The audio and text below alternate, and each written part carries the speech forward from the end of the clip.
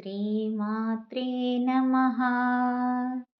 తనీయాంసం పాంసుం తవ చరణ పంకేరుహభవం విరించి సంచిన్వన్ విరచయతి లోకాన వికలం వహత్యేనం సౌరిః కదమపి సహస్రేణ శిరసాం హరః సంక్షుంధయనం భజతి వసితో దూళన విధిం. ఓ తల్లి, నీ పాదధూళిని అణుమాత్రం తీసుకున్న బ్రహ్మదేవుడు చరాచర జగత్తును సృష్టిస్తున్నాడు.